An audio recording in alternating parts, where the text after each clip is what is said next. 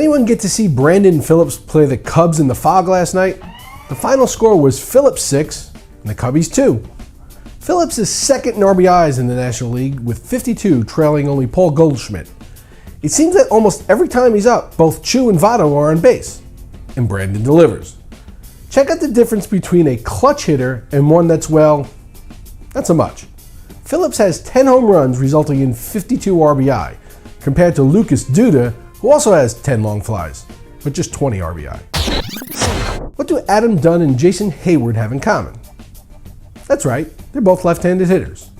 Anyone else? No one?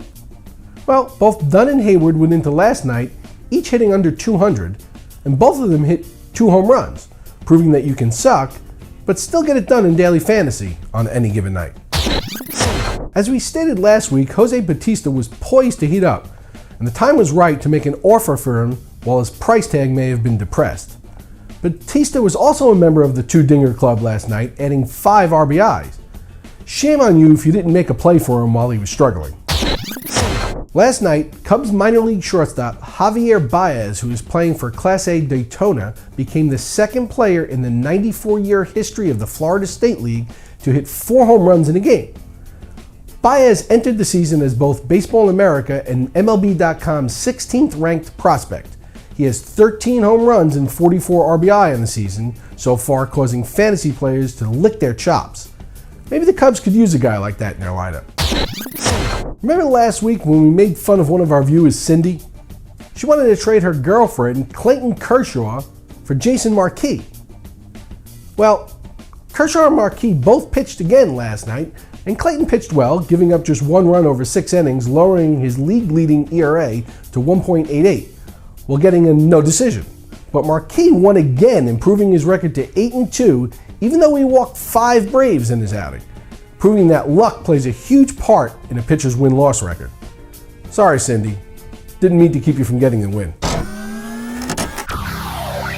Bryce Harper met with Dr. Andrews concerning possible structural damage in his right knee yesterday and sent out a tweet last night saying, "All good, #finish it," which seemed to confirm the opinion of the Nationals doctors that he does not have a serious injury.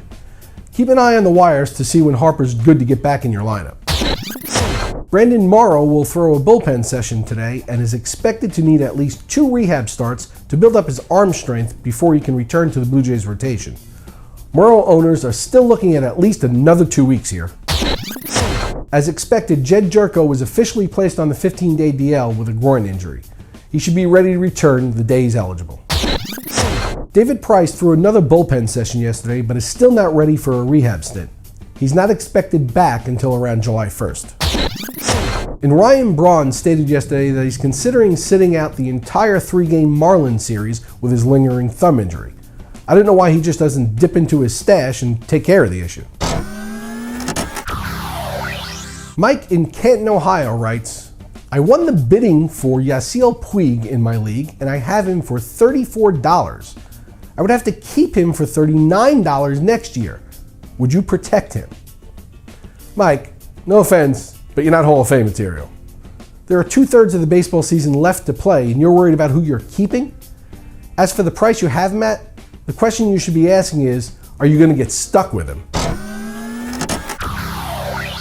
When the season started, only about 60% of fantasy leagues had someone with Hisashi Iwakuma active in their starting lineup. Today, that number stands at about 92. Iwakuma pitched another gem last night, going 7 innings, walking just 1, giving up 4 hits and striking out 8. The Japanese import is now 7-1 and boasts a Bob Gibson-like 1.79 ERA with a minuscule whip of .82.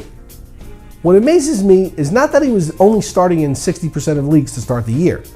He played most of his career in Japan and was only a starter for Seattle for half the season last year. And he showed no signs of performing like this. The part that confounds me is that more than 1/3 through the season, the guy who is one of the front runners for the AL Cy Young Award still isn't being used in 8% of fantasy leagues. It's not like Iwakuma has never dominated before at the professional level. In 2008, while pitching in Japan, he was 21-4 with a 1.87 ERA.